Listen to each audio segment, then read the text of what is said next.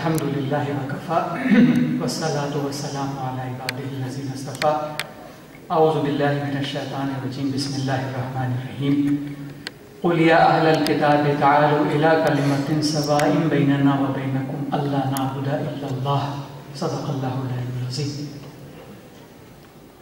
قرآن کریم میں اللہ سبحانہ تعالیٰ نے حضور اکرم صلی اللہ علیہ وآلہ وسلم سے خطاب کیا کہ اے رسول کہیے کہ اے اہل کتاب آؤ اس بات کی طرف جو ہمارے اور تمہارے درمیان مشترک ہے کہ ہم اللہ کے علاوہ کسی کی بندگی نہ کریں۔ سورہ نور میں جس میں اللہ سبحانہ تعالیٰ کی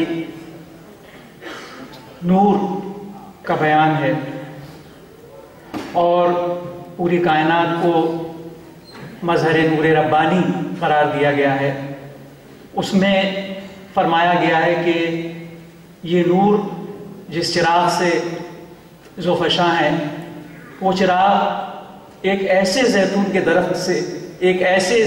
درخت کے تیل سے روشن ہے جو نہ مشرق کا ہے نہ مغرب کا ہے۔ من شجرۃ زیتونۃ لا شرقیۃ ولا غربیہ۔ اسلام اللہ سبحانہ تعالیٰ کا کلام ہے، اللہ سبحانہ تعالیٰ کا پیغام ہے، اور دنیا کے تمام انسان اللہ کے بندے اور حضرت آدم علیہ السلام کی اولاد ہے۔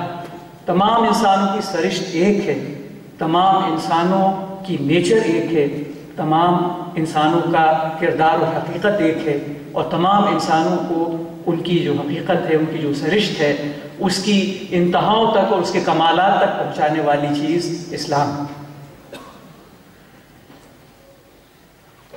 آج جو دنیا میں کشمکش ہے، یہ کشمکش اسی نوعیت کی کشمکش ہے اور اپنے اس منزل پہ پہنچی ہوئی ہے جب کہ آدم علیہ السلام کی تخلیق ہوئی، اللہ سبحانہ تعالیٰ نے ان کو طرح طرح کے اکرامات سے نوازا، لیکن شیطان نے ان کو بہکایا، اور شیطان کے بہکانے میں جو کامیابی ملی وہ غفلت کی وجہ سے ملی۔ لیکن غفلت کے جب کڑوے کسیلے پھل سامنے آئے تو آدم علیہ السلام توبہ کی طرف رجوع ہوئے، لیکن شیطان مصر رہا، اور شیطان نے جو نافرمانی کا پرچم بلند کر رکھا تھا اس کو رکھنے سے انکار کر دیا۔ آدم علیہ السلام نے توبہ کی، اور توبہ کے نتیجے میں پھر اللہ سبحانہ تعالیٰ کے تقرب اور محبت اور قبولیت اور رضا کی خلت سے سرفراز ہوئے، اور شیطان ملعون اور راندہ درگاہ ہوئے۔ غفلت میں مبتلا ہو کے مغرب کے انسان نے آج سے 500 سال قبل، جسے نشت ثانیہ کہا جاتا ہے، سیکنڈ برتھ، لیکن وہ سیکنڈ فال ہے۔ ایک فال تو وہ تھا جو ابتدائی آفرینش میں ہوا جب آدم علیہ السلام سے غلطی سرزد ہوئی، اور یہ دوسرا بڑا فال ہے جو کہ دنیا کے اندر یورپ میں ہوا جب انسانی تاریخ نے یہ منظر دیکھا کہ ایک پوری تہذیب خدا کا انکار کرتی ہے، اور یہ عہد کرتی ہے کہ ایک پوری تہذیب کو خدا کے انکار کی بنیاد پر تعمیر کیا جائے گا، لیکن اس کے کڑوے کسیلے پھل اس سے بہرحال مغرب کا انسان وہ بھی انسان ہے، وہ بھی اللہ کا بنایا ہوا ہے، وہ بھی آدم کی اولاد ہے، اس کی سرشت بھی حقانی ہے، وہ پریشان ہے۔ آج یہ آکوپائی وال اسٹریٹ ہے، آج یہ آکوپائی لندن ہے، یہ معنویت کی تلاش، جس معنویت کو مغرب نے کھو دیا یورپی نشت ثانیہ کے اندر، اس معنویت کی تلاش۔ لیکن ان کو یہ جاننے کی ضرورت ہے کہ یہ معنویت رجوع اللہ سے وابستہ ہے، اس کا کوئی شارٹ کٹ، کوئی بائی پاس نہیں ہو سکتا، کوئی گرین موومنٹ، کوئی سوشل جسٹس کی تحریک آئسولیشن میں اللہ سبحانہ تعالیٰ کی طرف پلٹے بغیر کامیاب نہیں ہو سکتی۔ معنویت کا جو سفر ہے، معنویت کی جو تلاش ہے، جو مغرب کو اس وقت لاحق ہے، میننگ آف لائف کو جو دوبارہ وہ ڈسکور کرنا چاہتے ہیں، یہ میننگ آف لائف صرف اور صرف اللہ سبحانہ تعالیٰ کی طرف رجوع سے عبارت ہے۔ اس میں جو چیز اس وقت سب سے بڑی رکاوٹ بنی ہوئی ہے وہ یہ خیال ہے کہ اللہ کی طرف واپسی کا مطلب ہوگا سائنس کا دامن ہاتھ سے جانے دینا۔ مغرب کی جو مفسدانہ فکر ہے، جو پرورٹڈ تھاٹ ہے، اس کی ایک بہت بڑی بنیاد آئدر اور یا یا خدا یا سائنس اور دنیا کا آرام اور دنیا کی ترقی اور اسٹینڈرڈ آف لائف۔ لیکن حقیقت یہ ہے کہ یہ آئدر اور ریلیشن شپ نہیں۔ اللہ سبحانہ وتعالیٰ تو خیر کامل ہے، خیر مطلق ہے۔ اللہ کا دامن تھامنے میں یہ کیسے ممکن ہے کہ دنیا ہاتھ سے جائے؟ ربنا آتنا فی الدنیا حسنۃ وفی الآخرۃ حسنۃ وقنا عذاب النار۔ یہ دعا اللہ تعالیٰ نے انسان کو سکھائی قرآن میں کہ اے ہمارے رب ہم کو بھلائی دے دنیا کی اور بھلائی دے آخرت کی، اور ہمیں عذاب علیم سے بچا لے۔ تو آج مغرب کے انسان کو اور مشرق کے مغرب زدہ انسانوں کو یہ سمجھنے کی ضرورت ہے کہ خدا کا دامن تھامنے کا مطلب یہ نہیں ہے کہ سائنس کا دامن ہاتھ سے جائے۔ خداوند قدوس کی نعمتوں میں سے ہے سائنس، لیکن کون سا سائنس؟ معتدل سائنس، اور جس کو خدا اور مسجود اور معبود نہ بنایا جائے بلکہ اللہ سبحانہ تعالیٰ کی کئی نعمتوں میں سے ایک نعمت سمجھا جائے اور اس کو ایک صالحیت کے دائرے میں رکھا جائے۔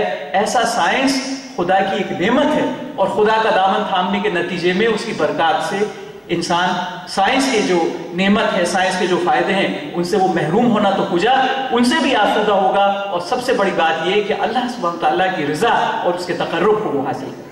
یہ سمجھنے کی ضرورت ہے، اور یہ چیز صرف اسلام کے اندر ممکن ہے۔ ظاہر ہے کہ اسلام اللہ سبحانہ تعالیٰ کی طرف سے بھیجا ہوا دین۔ اللہ سبحانہ تعالیٰ سے زیادہ کون جانتا ہے کہ یہ جو دور اب ہے، اس دور میں سائنس کی ترقیات، ایسی ترقیات جو اس سے پہلے ممکن نہیں تھی، وہ ممکن ہونے والی ہیں۔ چنانچہ اللہ سبحانہ تعالیٰ نے اپنی آخری کتاب اور اپنے آخری رسول کی سنت کے اندر ایسی خصوصی اور نئی تفصیلات شامل کر دی، اور ایسی شکلیں اللہ سبحانہ تعالیٰ نے اس میں شامل کر دی کہ اللہ سبحانہ تعالیٰ کی رضا اور اس کا تقرب اور اس کی خوشنودی حاصل کرنے کا جو بنیادی فریضہ ہے انسان کا، جو بنیادی مقصد ہے، اس کے ساتھ ساتھ سائنسی ترقیات بھی ممکن ہو۔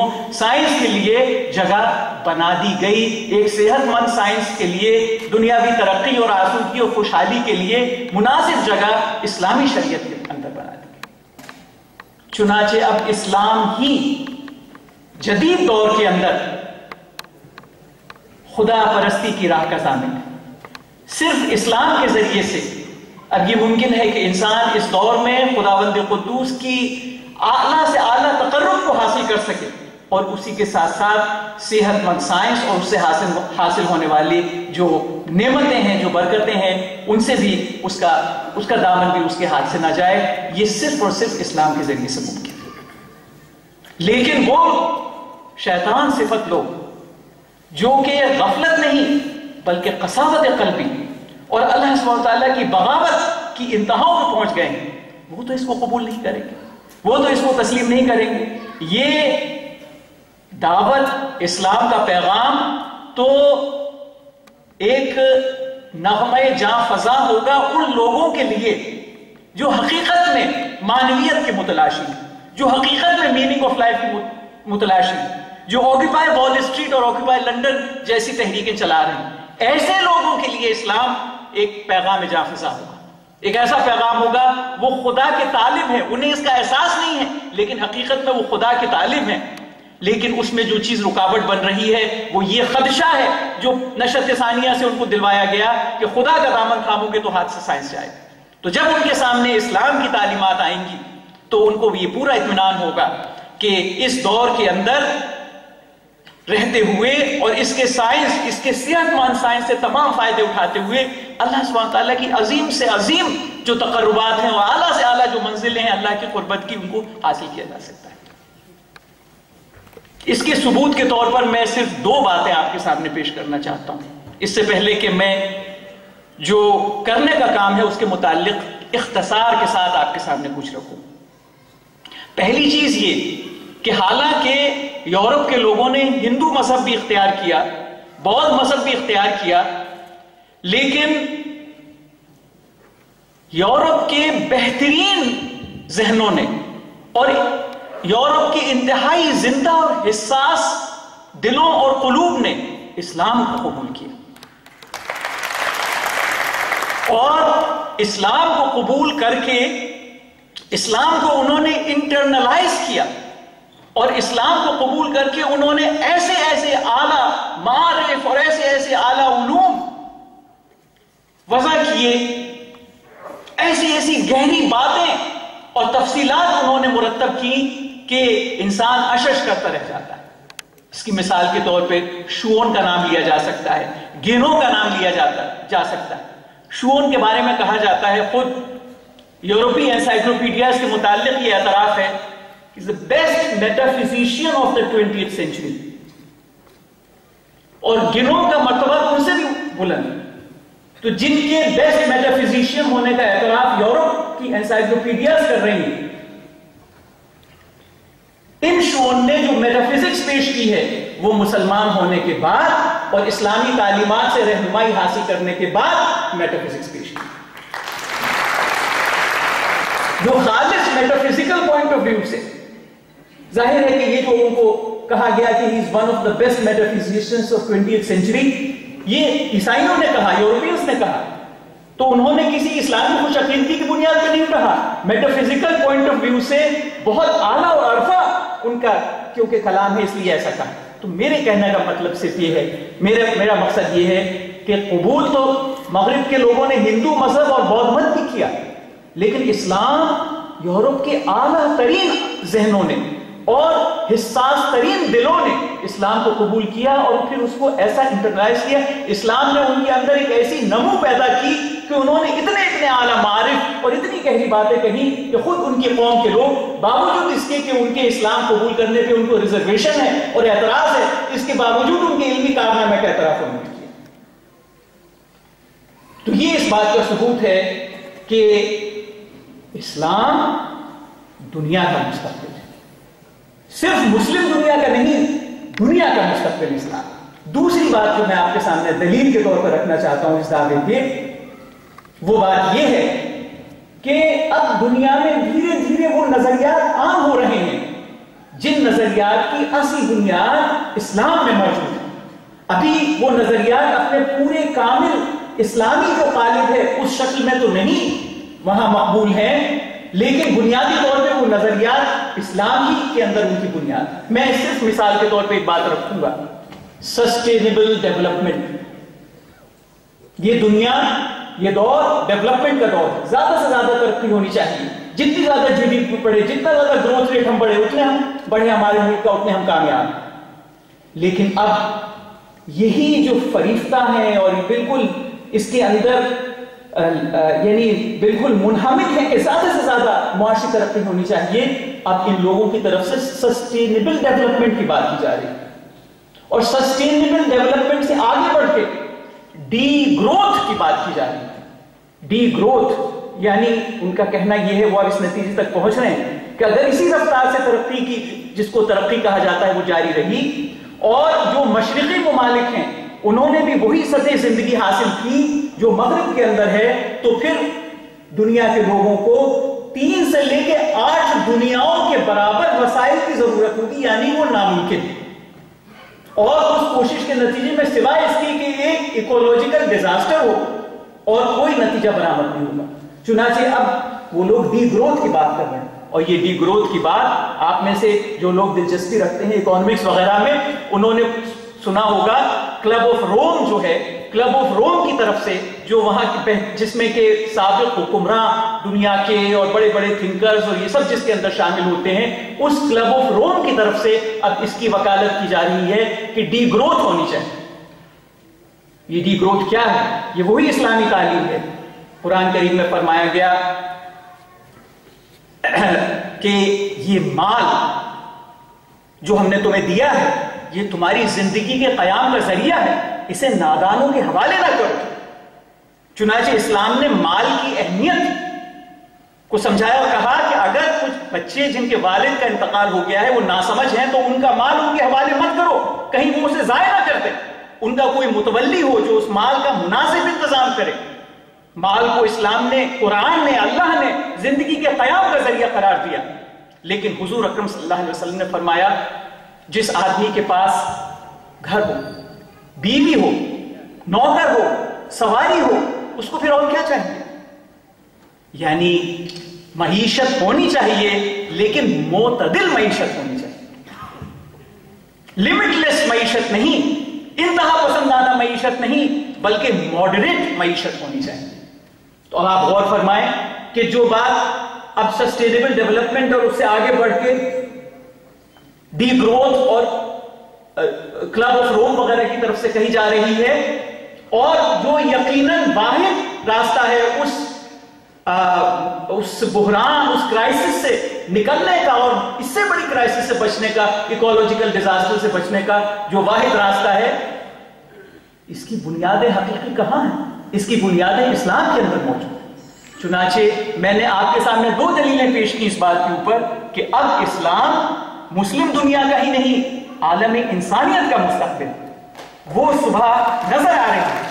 بہترین ذہنوں اور دلوں کا اسلام کی طرف راغب ہونا اور اسلام سے ویویفائی ہو کر، اسلام سے نمو پذیر ہو کر اتنے اعلیٰ مضامین کو بیان کرنا، مرتب کرنا کہ خود ان کی قوم کے لوگ جو ابھی غیر مسلم ہیں وہ اعتراف کر اٹھیں کہ یہ اس میدان کے بہترین شہسوار ہیں، اور دوسری جانب پورے مغرب کے اندر جو سوچنے سمجھنے والے لوگ ہیں ان میں ان خیالات کا عام ہونا جو خیالات جن خیالات کی حقیقی بنیاد اسلام کے اندر موجود ہے۔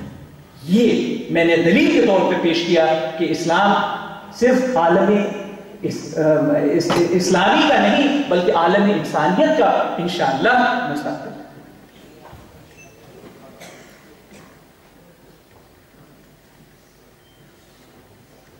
ایک بات جو ہم میں سے کئی لوگوں کے اسلام کی طرف بڑھتے ہوئے قدموں کو روک لیتی ہے اور ہمیں جھٹکا دیتی ہے، وہ یہ ہے کہ کیا اسلام کی بنیاد پہ آج کی دور کی دنیا کو چلایا جا سکتا ہے؟ آج کی جو ہوائی جہاز کی دنیا ہے، آج کی جو انٹرنیٹ کی دنیا ہے، آج کی جو سیٹلائٹ کی دنیا ہے، آج کی جو گلوبل کارپوریشنز کی دنیا ہے، آج کی جو نیوکلیئر ٹیکنالوجی اور جینیٹک انجینئرنگ کی دنیا ہے، آج کی جو انتہائی کمپلیکس فائنینسز کی دنیا ہے، کیا اس دنیا کو اسلام کی بنیاد پر چلایا جا سکتا ہے؟ یہ چیز ہم میں سے بعض کو کھٹکا دیتی ہے اور ہم ایک ایسی منزل پہ پہنچ جاتے ہیں کہ زبان سے تو ہم اسلام کا نام لیتے رہتے ہیں، عبادات بھی ہم انجام دیتے ہیں، لیکن ادخلوا فی السلم کافہ کی منزل پہ ہم نہیں پہنچ پاتے کہ پورے کے پورے اسلام میں داخل ہو جاؤ، اپنی پوری زندگی کو روحانی سے لے کے دنیاوی تک پوری زندگی کو اسلام کے حوالے کر دو۔ یہ ایک حقیقی عہد، ایک حقیقی ارادہ ہم نہیں کر پاتے، تو یہی چیز ہم کو چچکاتی ہے، لیکن اس کی بھی کوئی بنیاد نہیں۔ یہ بھی ایک غلط خیال ہے جو رائج ہے۔ آپ دیکھیے کہ اس وقت چین جدیدیت کے لحاظ سے امریکہ سے آگے بڑھ رہا ہے، لیکن چین کن بنیادوں پہ آگے بڑھ رہا ہے؟ چین مغربی بنیادوں پہ آگے نہیں بڑھ رہا۔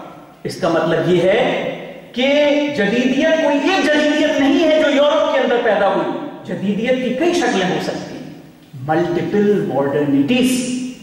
یہ بھی ایک نظریہ ہے جو مغرب میں نہ صرف پیدا ہو چکا ہے بلکہ تقریباً اس کو یقینی اب مانا جا رہا ہے کہ جدیدیت ایک نہیں ہوتی، جدیدیت کئی، ملٹیپل ماڈرنٹیز۔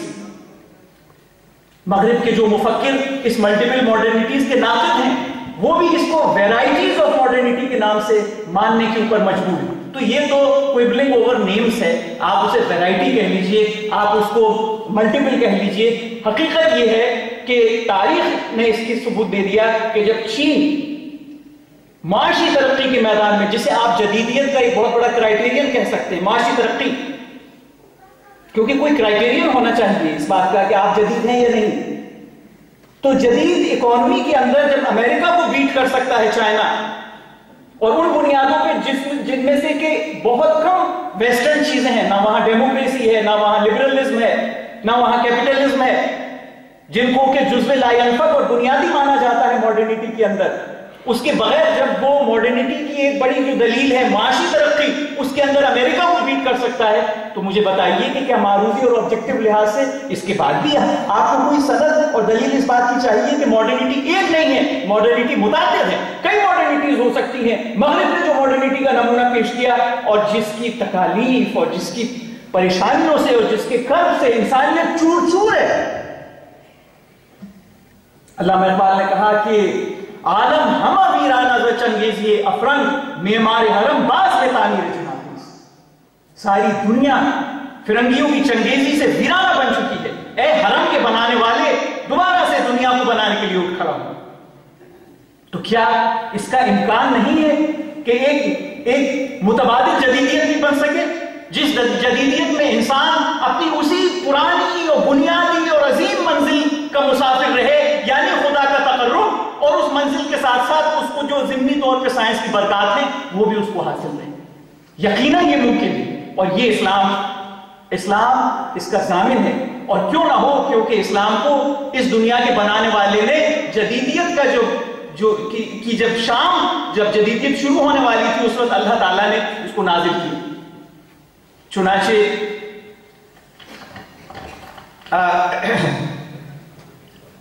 اب ہمیں یہ دیکھنا ہے کہ ہمارا رول کیا ہے، ہمارا رول کیا ہونا چاہیے۔ اسلام کی افشانی ہمارے سامنے، اب ہمیں اپنا رول دیکھنا چاہیے۔ پہلی چیز یہ کہ خدا کی مرکزیت کو قائم کیا جاتا ہے۔ قرآن کریم میں فرمایا گیا وَلَا تَكُونُوا كَالَّذِينَ نَسُوا اللَّهَ فَأَنسَاهُمْ أَنفُسَهُمْ، ان لوگوں کی طرح نہ ہو جانا جنہوں نے اللہ کو بھلا دیا، چنانچہ اللہ نے ان کو ان کی جانوں سے بھلا دیا۔ یورپی نشأت ثانیہ میں انسان نے دنیا کی محبت میں اللہ کو بھلایا، نتیجہ یہ نکلا کہ وہ خود اپنی انسانیت کو بھول گیا، اور آج وہ پریشان ہے کیونکہ انسان کی انسانیت استوار ہے خداوند قدوس کی صفات کے اوپر۔ اللہ رحیم ہے، چنانچہ انسان بھی رحم کرتا ہے۔ اللہ علیم ہے، چنانچہ انسان بھی علم پسند ہے۔ اللہ جمیل ہے، چنانچہ انسان بھی حسن کا پسند کرنے والا ہے۔ اللہ عادل ہے، چنانچہ انسان کے اندر بھی حصے انصاف ہے۔ تو جب اللہ کو بھول گیا تو ان سب اعلیٰ جو انسانی اوصاف تھے اس کی کوئی بنیاد اس کے پاس نہ رہی، اور ایک ایک کر کے وہ ان تمام خوبیوں سے عاری ہوتا چلا گیا، اور آج اس مقام پہ پہنچ گیا کہ یوٹیلیٹیرین بیسٹ بن کے رہ گیا ہے انسان۔ تو بنیادی چیز یہ ہے کہ خدا کی مرکزیت کو بحال کرنا ہے۔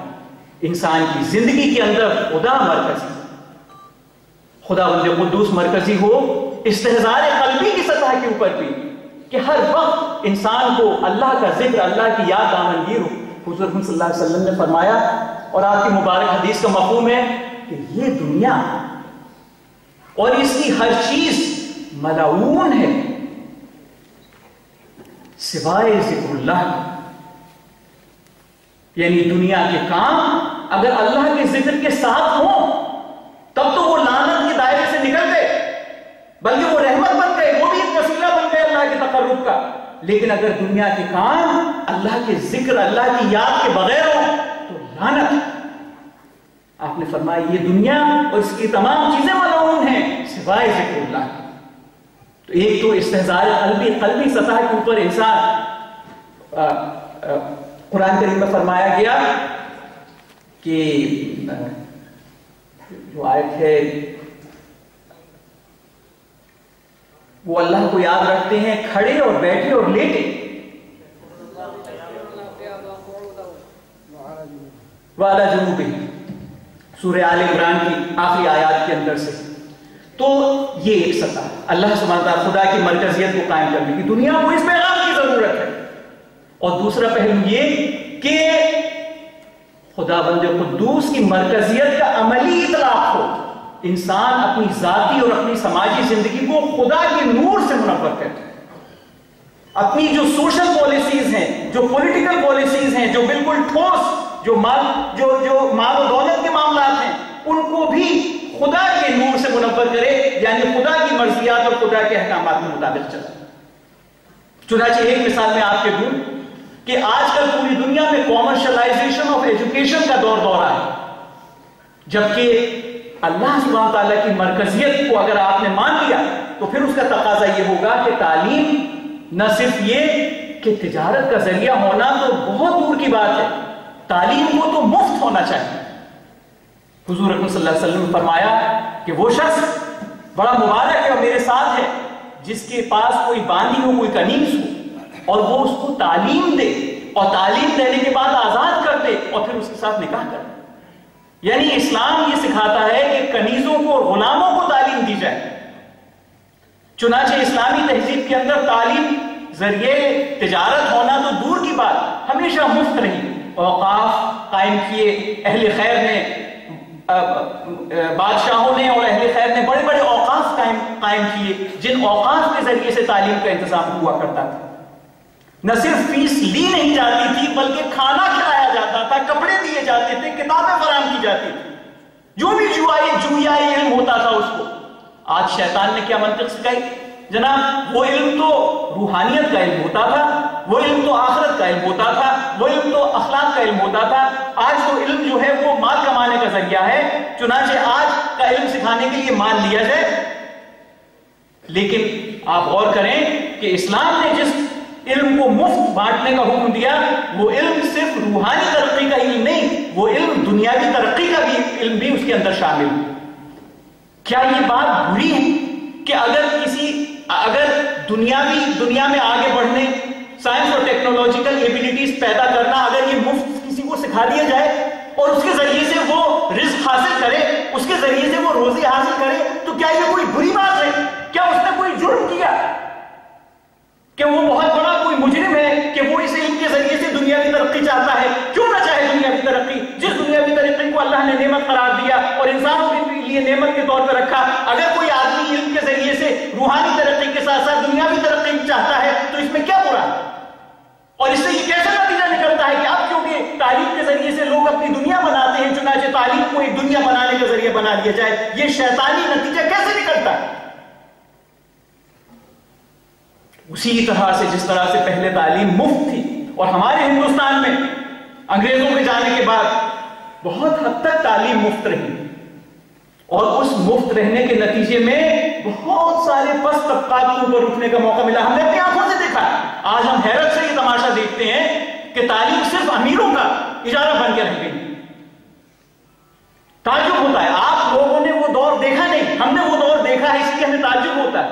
حقیقت یہ ہے کہ جو کام کی تاریخ ہے وہ بالکل چھپا دی گئی ہے اور لایانی باتوں میں لوگوں کو الجھا دیا گیا ہے۔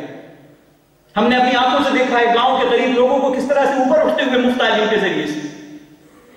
اس یونیورسٹی کے اندر ایک موقع پہ ایک صاحب نے کہا کہ فلاں موقع پہ وائس چانسلر صاحب آئے تو ہم نے ان کے سامنے ایک بڑی اچھی تجویز رکھی کہ یونیورسٹی میں جو IPR انٹلیکچوئل پراپرٹی رائٹس ہوتی ہے، پیٹنٹ لینا، اس کے سب جو طریقے ہیں وہ سب بتائے جائیں تاکہ یہاں پر جو ریسرچز ہوتی ہیں ہم بھی اس کا پیٹنٹ لے سکیں۔ میں نے کہا جناب آپ نے تو الٹی بات بتا دی، آپ کو تو یہ کہنا چاہیے تھا، یہ ان کو بتانا چاہیے تھا کہ اگر کوئی پرائیویٹ کالج، اول تو پرائیویٹ کالجز ہونے نہیں چاہیے جیسا میں نے عرض کیا، اوقاف ہونے چاہیے، حکومت کو تعلیم دینی چاہیے اور پرائیویٹ لیول پہ اوقاف کو تعلیم دینی چاہیے۔ لیکن موجودہ حالات میں بہرحال ایک مقام سے دوسرے مقام تک پہنچنے میں وقت لگتا ہے۔ ان درمیانی مدتوں میں اگر کوئی پرائیویٹ کالج اپنے معاشی دباؤ کی وجہ سے کاپی رائٹ کی بات کرے تو پھر بھی بات سمجھ میں آتی ہے، لیکن ایک سینٹرل یونیورسٹی جس کو فنڈز حکومت کی طرف سے ملتے ہیں، کم از کم اس کو تو ایک ایسی پناہ گاہ ہونا چاہیے جہاں پر کہ نان کامرشل تعلیم کا سبق پڑھایا جائے، جہاں پر سائنٹسٹ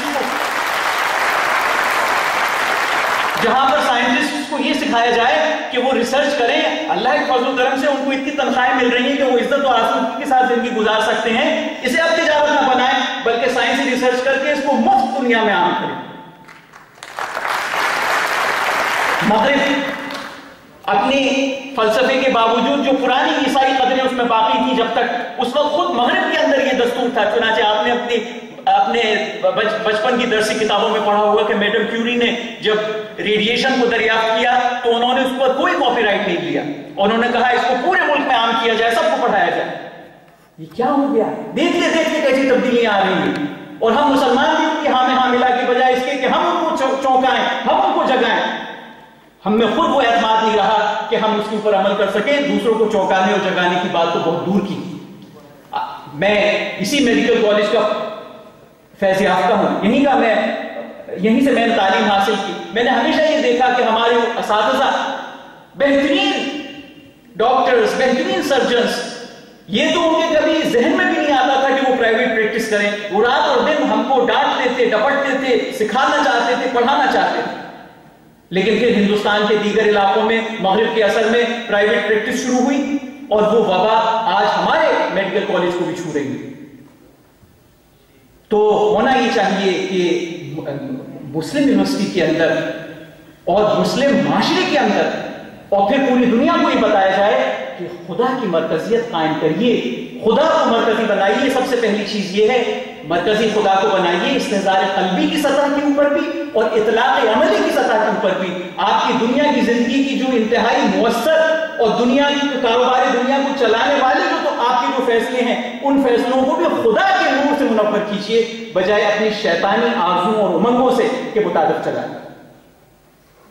چنانچہ خدا بند قدوس کی مرکزیت استحضار قلبی کی سطح کے اوپر بھی اور اطلاق عملی کی سطح کے اوپر۔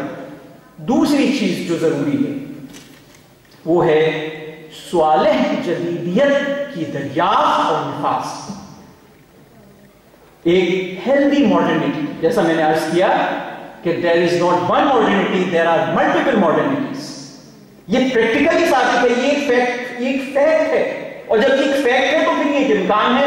جب چائنا کی ایک آلٹرنیٹو ماڈرنٹی ہو سکتی ہے تو ایک آلٹرنیٹو اسلامک ماڈرنٹی بھی ہو سکتی ہے۔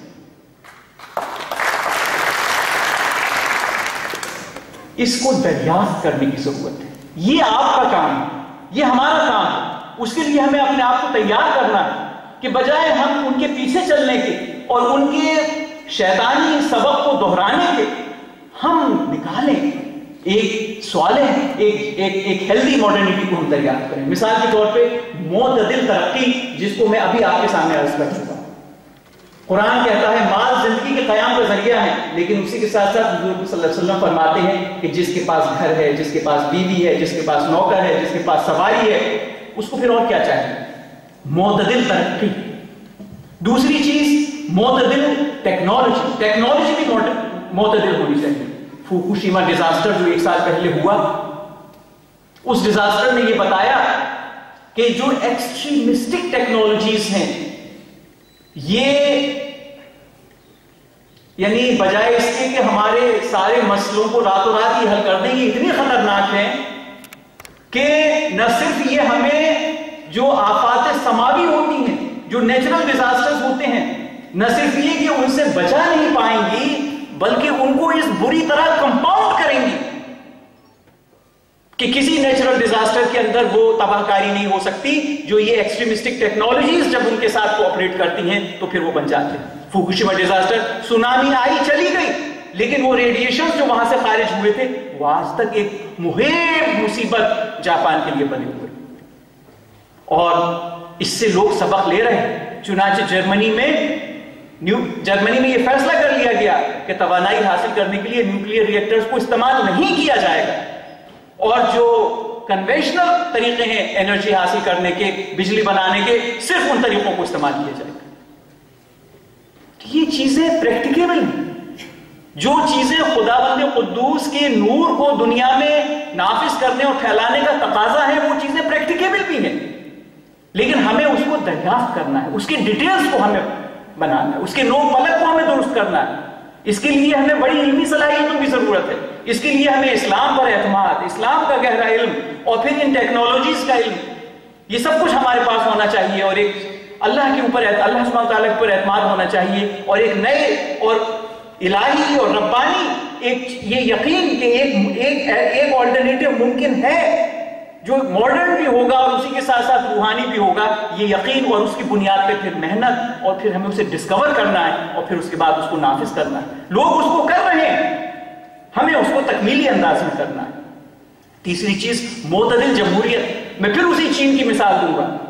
چین کے اندر کتنی بڑی معاشی ترقی ہوئی اور ہو رہی ہے. امریکہ کو اس نے پیچھے چھوڑ دیا ہے. تعلیم میں اتنا آگے بڑھ گیا ہے. چینی یونیورسٹیز اس وقت چوٹی کے اوپر ہیں بنسبت امریکہ اور یورپ کی یونیورسٹیز کے. چینی طلباء اس وقت دنیا کے بہترین طلباء کے اندر ان کا شمار ہو رہا ہے. یعنی جو ترقی کے پیرامیٹرز اور کرائٹیریا ہو سکتے ہیں اس لحاظ سے چین بہت آگے. لیکن کیا چین میں اس طرح کی ایک ان کنٹرول ڈیموکریسی ہے؟ جو ڈیموکریسی اگر یہ طے کرے کہ میں اس مردود اور ملعون چیز کا نام بھی اپنی زبان پہ دوبارہ نہیں لینا چاہتا جو عمل قوم لوط ہے. اگر یہ مغرب کی ڈیموکریسی کہ اگر سب لوگ مل کے یہ طے کر دیں کہ یہ چیز جائز ہو گئی تو وہ جائز ہو گئی. کیا یہ ڈیموکریسی انسانیت کی بھلائی کی چیز ہے؟ یقیناً ایک ڈیموکریسی ہے جو معتدل ڈیموکریسی ہے, جس کا سبق اسلام کے اندر دیا گیا ہے. اسلام میں بتایا گیا وَشَاوِرْهُمْ فِي الْأَمْرِ, حضور اکرم صلی اللہ علیہ وسلم کو حکم دیا گیا, اللہ کے رسول کو حکم دیا گیا کہ اے رسول آپ ان کو مشوروں میں شامل کیجئے. لیکن صرف وہ ایک پہلو ہے سیاست کا, وہ سب کچھ نہیں ہے. سیاست پولیٹیکل سسٹم کی بیسس وہ نہیں ہے. پولیٹیکل سسٹم کی بیسس ہے اطاعت. یا ایھا الذین آمنوا اطیعوا اللہ واطیعوا الرسول واولی الامر منکم, اے مومنوں اطاعت کرو اللہ کی اور رسول کی, اور تم میں سے جو بھی صاحب حکم ہیں ان کی تم اطاعت کرو. یہ اطاعت اسلام کے اندر زیادہ بنیادی پرنسپل ہے پولیٹکس کا, اور ایک سیکنڈری لیول کے اوپر کنسلٹیشن بھی ہے, مشورہ بھی.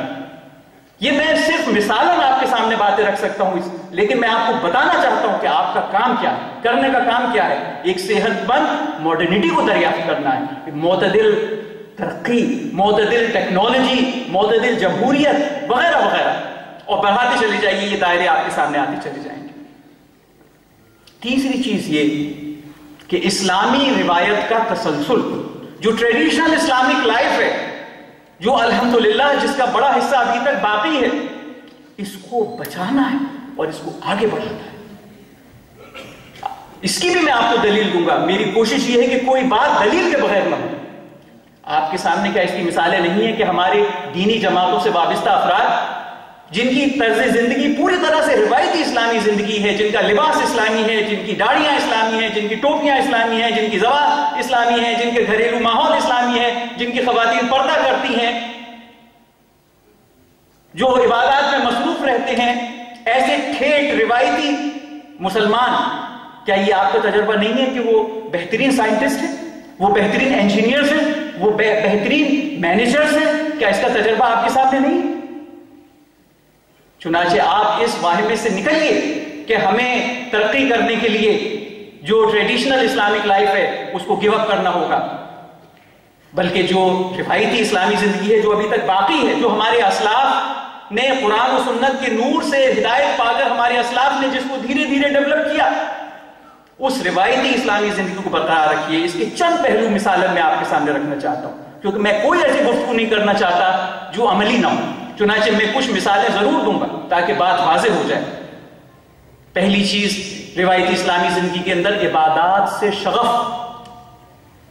صرف 5 وقت کی نماز نہیں بلکہ عبادات سے شغف. اس سے آگے توفیق ملے تو اشراق پڑھے آدمی, تہجد پڑھے, زیادہ سے زیادہ نماز پڑھے, روزے رکھے, کئی بار حج کرے, قربانیاں کرے. عبادات سے شغف یہ روایتی اسلامی زندگی کا اصل الرسول ہے. میں ابھی کچھ دن پہلے دہلی گیا ہوا تھا, وہاں اتفاق سے ایک مسٹر مشرا سے میری ملاقات ہوئی جو ایس چند اینڈ کمپنی کے آپریشنل مینیجر ہیں. انہوں نے بتایا کہ میں نے ایک زمانے میں جب میں انچارج بنا ایک چھاپے خانے کا, تو میں نے اس میں مختلف مذاہب کے لوگ رکھے اور اپنے فائدے کے لیے رکھے کہ جب ان کے تہوار ہوں گے تو دوسرا گروپ کام کرے گا, اور دوسرے گروپ کے تہوار ہوں گے تو پہلا کام کرے گا. میری فیکٹری کا پروڈکشن متاثر نہیں ہوگا. پھر جب رمضان آیا تو میں بڑا پریشان ہوا. میں نے اپنے 1100 مسلمان ورکر سے کہا کہ بھائی اب تو یہ بڑا معاملہ ہے, اب رمضان آ رہا ہے, اب تم لوگ تو کام کم کر دو گے. انہوں نے مجھے اطمینان دلایا کہ سر کام کم نہیں ہوگا, کام بڑھے گا. تو میں نے سوچا کہ یہ ایسے ہی مجھے مطمئن کر رہے ہیں, لیکن میں نے پورے پھر اعداد و شمار نوٹ کی, اور پھر میں اس نتیجے پہ پہنچا کہ میری فیکٹری کا پروڈکشن رمضان میں بڑھا, اور اس کو پھر میں نے ایک پیپر بنا کے ہارورڈ میں پریزنٹ کیا. اس کو ایک پیپر بنا کے ہارورڈ میں پریزنٹ کیا, اور وہاں اس کو بہت سراہا گیا کہ آپ نے تو ایک بڑا روشن خیالی والا کام کیا ہے کہ آپ نے معاشی ترقی کو مذہب سے جوڑا ہے. اس کا جو تعلق مذہب سے ہے اس کو آپ نے قائم کرنے کی اور آپ نے دکھانے کی کوشش کی ہے. تو ہمیں بالکل اس پہ پریشان نہیں ہونا چاہیے کہ اگر عبادات میں انہماک ہمارا ہوگا تو اس سے ہماری دنیاوی ترقی متاثر ہوگی. تو عبادات سے شغف جو ہماری روایتی اسلامی زندگی کا سب سے نمایاں پہلو ہے، اس کو آگے بڑھنا چاہیے. عدم اختلاط مرد و زن، عورتوں اور مردوں کا بغیر ضرورت کے بے محابہ نہ ملنا جلنا، یہ روایتی اسلامی زندگی کی بہت عظیم بہت عظیم بہت عظیم بنیاد ہے. ہمارے معاشرے میں جو خیر و برکت ہے، جو پاکیزگی ہے، جو نورانیت ہے، مجھے بتائیے کیا اس کا دار و مدار اس عدم اختلاط مرد و زن پر نہیں ہے؟ اگر اس کے اوپر اس کا انحصار ہے تو مجھے بتائیے کہ کیا آپ کا اور ہمارا فرض یہ نہیں ہے کہ اس کو ہم آگے بڑھائیں اور اس تعلق سے جو انتہائی خطرناک اس تعلق سے جو انحرافات کیے جا رہے ہیں ان کا ہم سدباب کریں اور اس کو ہم آگے بڑھائیں. مجھ سے ایک موقع پہ میں نے دیکھا شام کے وقت ایک نوجوان لڑکا اور ایک لڑکی کینیڈی ہاؤس کے باہر کھڑے ہوئے باتیں کر رہے تھے. میں نے اپنی گاڑی روکی، میں نے بھائی آپ لوگ کیا کر رہے ہیں یہاں پر؟ بڑے اس کے روفر سے بولے کہ فارم جمع کرنے آئے تھے. میں نے کہا فارم جمع کرنے آئے، کلاس تو آتی ہونے نہیں، فارم جمع کرنے آئے، فارم جمع ہو گیا، آپ کیا کر رہے ہیں؟ تو بعد میں بولے سر دیر از کو ایجوکیشن اوور ہیئر. میں نے کہا یس دیر از کو ایجوکیشن بٹ دیر از نو کو ہینگنگ اراؤنڈ.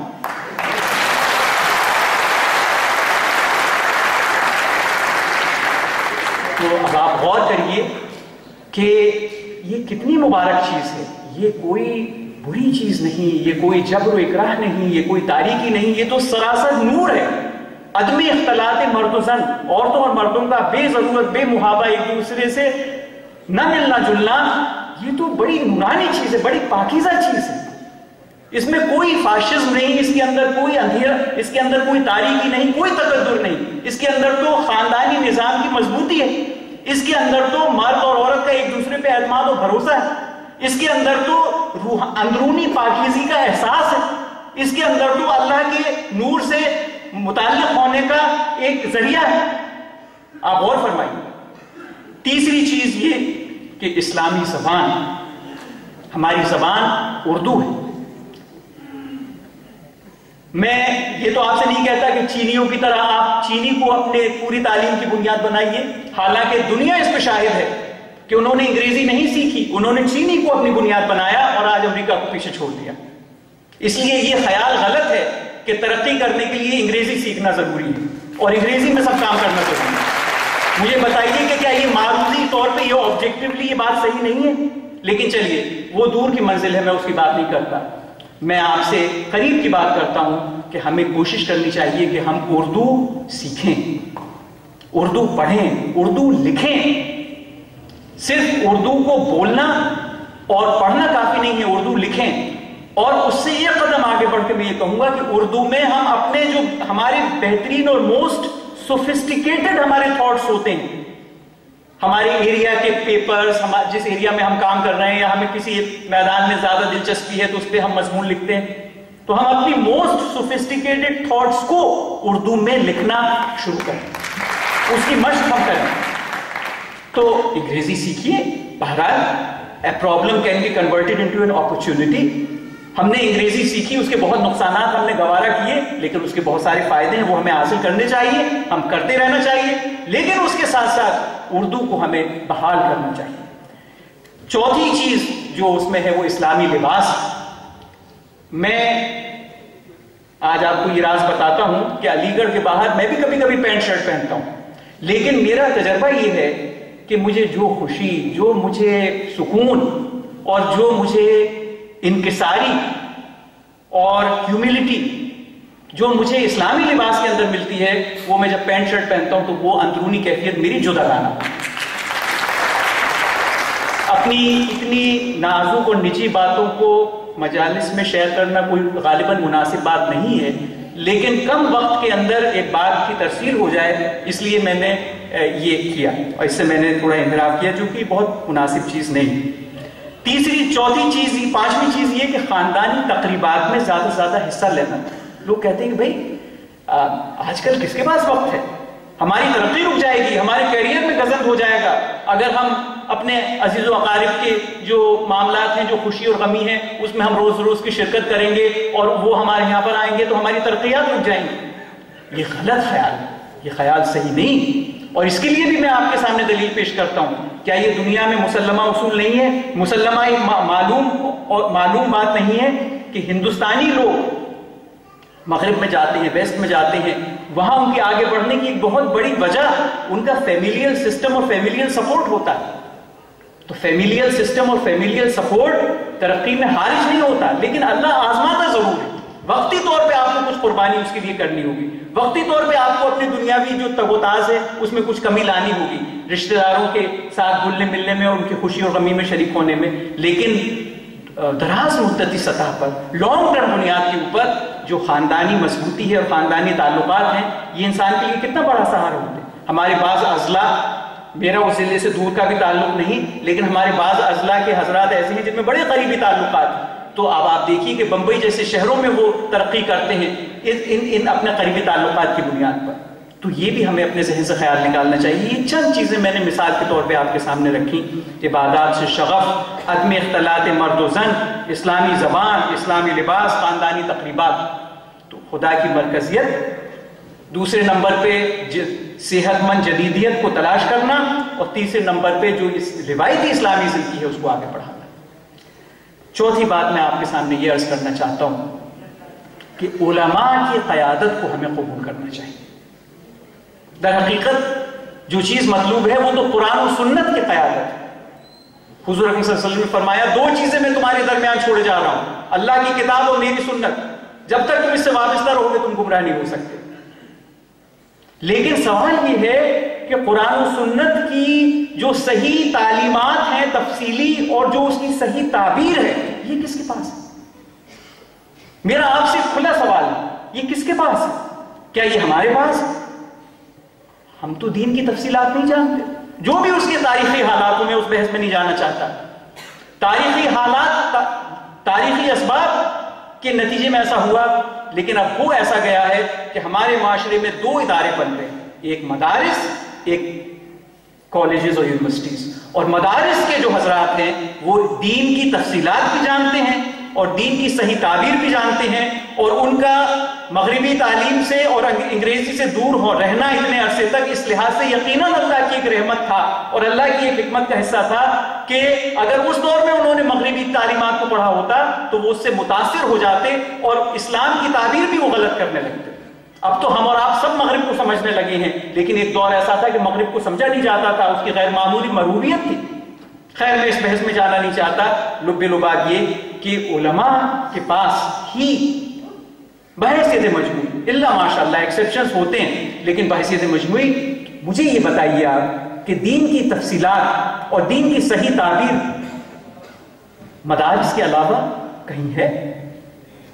اگر نہیں ہے تو پھر اس بات میں کیا تکلف ہے کہ ہمیں علماء کی قیادت قبول کرنا چاہیے؟ صرف قرآن و سنت کی بات کرنا اور پریکٹیکل لنک کو چھوڑ دینا یہ میننگ لیس، بلکہ اس کے مقابلے میں آج کل یہ ہو رہا ہے کہ قرآن و سنت کے شہدا جو اپنے آپ کو سمجھتے ہیں بیچارے ان گڈ فیتھ، ان میں سے ایسے لوگ ہیں جو یہ سمجھتے ہیں کہ اس کا تقاضا یہ ہے کہ علماء کا ہم حیثیت ختم کریں اور سارے مسلمانوں کو علماء سے برگشتہ کریں کہ یہ علماء بالکل غلط تعبیر کرتے ہیں اسلام کی، آپ قرآن و سنت کی طرف آئیں۔ یہ بڑی غلط، بڑی غیر مناسب بات ہے۔ ایسے ہی ایک صاحب سے میری ملاقات ہوئی، یہ ایک خرابی ہے مولویوں میں، یہ خرابی ہے مولویوں میں، یہ خرابی ہے۔ میں نے کہا آپ کی تمام باتیں صحیح ہیں، میرا الحمدللہ دینی تنظیموں سے وابستہ رہا میں تعلق رہا ہے، علماء سے بھی میرا تعلق رہا ہے، جتنی خرابیاں آپ نے بتائی اس سے زیادہ خرابیاں میں نے علماء میں دیکھی ہیں۔ لیکن مجھے ایک بات بتائیے، اور وہی سوال میں آج آپ سے کرتا ہوں، میں نے ان سے کہا مجھے یہ بتائیے کہ جسے اخلاق کامل کہتے ہیں، جسے اخلاق کامل کہتے ہیں، یہ آپ نے علماء کے علاوہ کسی میں دیکھا؟ ان کی تعداد خواہ کم ہو، ایسے علماء خواہ 5% ہوں، لیکن جسے اخلاق کامل کہتے ہیں یہ آپ نے کبھی کسی یونیورسٹی والے کے اندر دیکھا؟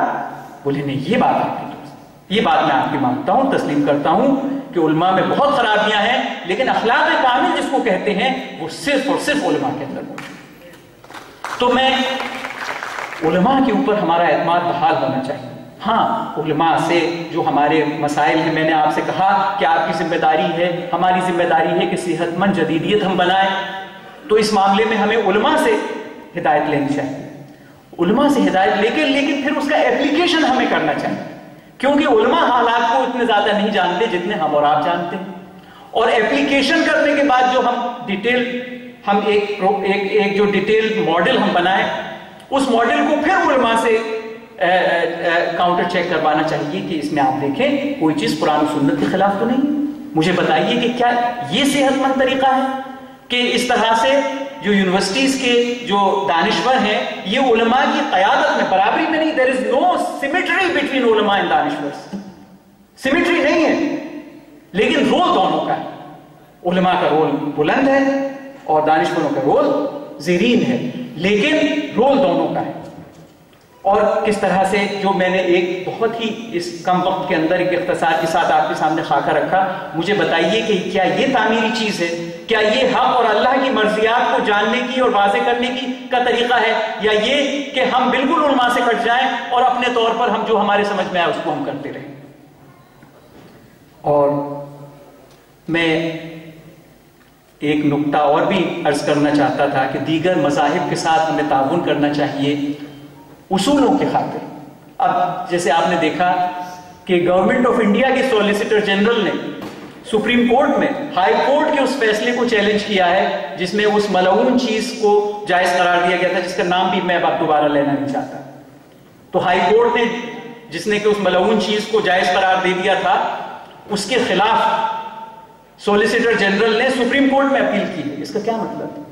اس کا مطلب یہ ہے کہ حکومت ہند کے طبقات میں بھی ایسے عناصر ہیں جو اس شیطنت کے اوپر مسترب ہیں۔ حکومت کی اتنی جرات نہیں ہے کہ کھل کے حکومت اس کی تائید کر سکے، چنانچہ ہوم منسٹری نے اس سے اپنا دوری کا اعلان کر دیا، لیکن بہرحال حکومت کے حلقوں میں ایسے لوگ ہیں، ایسے گروہ ہیں جو اس کے اوپر مسترب ہیں اور اس کو روکنا چاہتے ہیں۔ چنانچہ کسی کارنر سے کوئی چیز شروع کی گئی اور سولیسیٹر جنرل نے اس ہائی کورٹ کے اس ججمنٹ کو سپریم کورٹ میں چیلنج کیا۔ مجھے اس کی بہت خوشی ہوئی کہ مسلم پرسنل لا بورڈ نے بھی انٹروین کر دیا اس معاملے میں، اور مسلم پرسنل لا بورڈ نے بھی اپنے آپ کو اس میں پارٹی بنا لیا، اور مسلم پرسنل لا بورڈ نے مزید دلائل دیے اس ملعون چیز کے جائز قرار دیے جانے کے خلاف۔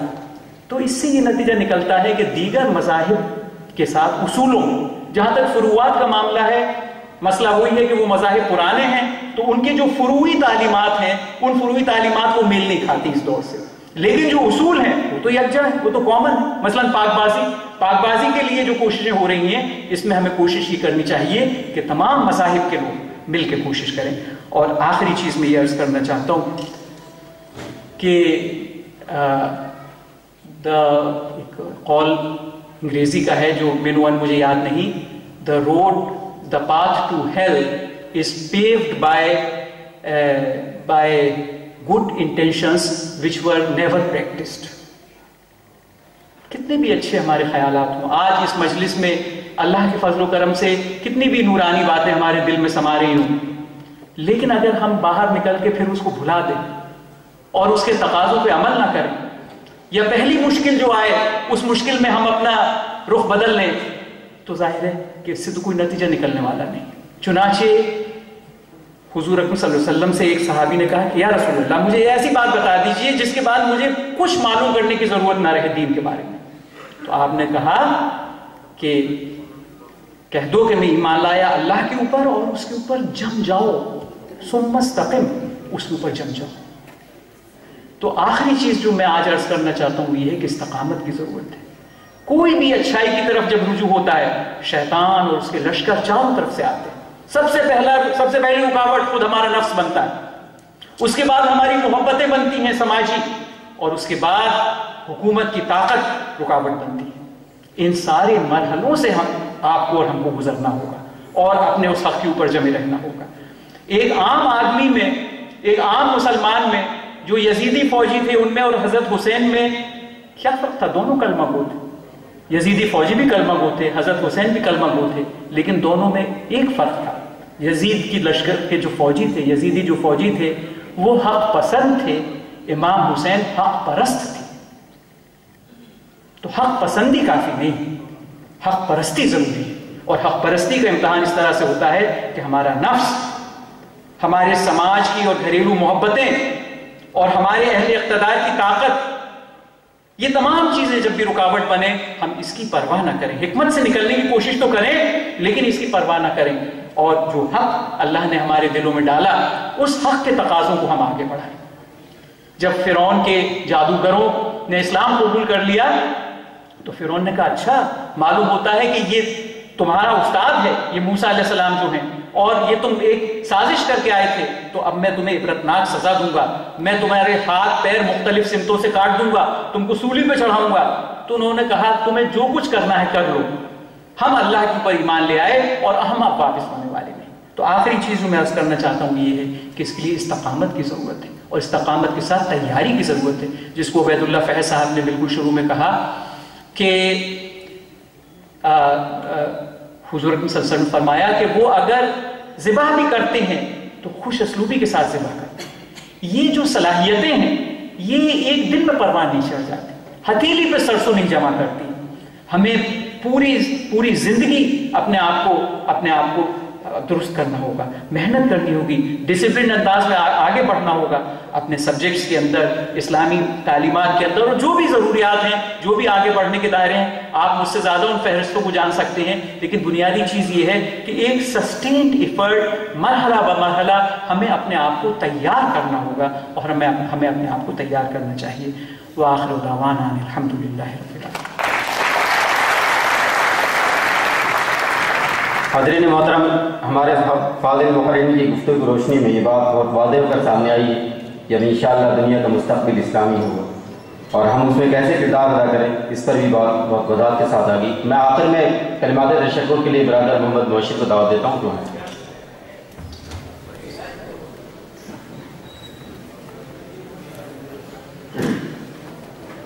सबसे पहले तो मैं उस ज़ात पाक का शुक्र अदा करता हूँ जिसके बगैर ये प्रोग्राम होना नामुमकिन था। उसके बाद मैं अपने तमाम फाज़िल मुक़र्रिरीन का भी शुक्र अदा करता हूँ कि उन्होंने बेशकीमती वक्त हमारे लिए वक्फ़ किया, बिलख़ुसूस जनाब आलम नकवी साहब जो लखनऊ से तशरीफ़ लाए। इसके साथ ही तलबा यूनियन का भी, जिनका ताउन हमारे साथ रहा, और आप तमाम हज़रात का जिन्होंने हमारे इस प्रोग्राम में जो है शिरकत की, मैं आप तमाम हज़रात का जो है शुक्र अदा करता हूँ। अल्लाहुम्मा इन्नका अफ़ुव्वुन तुहिब्बुल अफ़्वा फ़अफ़ु अन्ना। अल्लाहुम्मा मन अहयैतहु मिन्ना फ़अहयिही अलल इस्लाम व मन तवफ़्फ़ैतहु मिन्ना फ़तवफ़्फ़हु अलल ईमान। अल्लाहुम्मा अंसुर मन नसर दीन मुहम्मदिन सल्लल्लाहु अलैहि वसल्लम वजअलना मिनहुम वख़्ज़ुल मन ख़ज़ल दीन मुहम्मदिन सल्लल्लाहु अलैहि वसल्लम वला तजअलना मिनहुम। रब्बना आतिना फ़िद दुनिया हसनतन व फ़िल आखिरति हसनतन व क़िना अज़ाबन्नार। रब्बना तक़ब्बल मिन्ना इन्नका अंतस समीउल अलीम व तुब अलैना इन्नका अंतत तव्वाबुर रहीम। व सल्लल्लाहु तआला अला खैरि खल्क़िही मुहम्मदिन व आलिहि व अस्हाबिही अजमईन बिरहमतिका या अरहमर। गुलामान मोहम्मद, गुलामान मोहम्मद।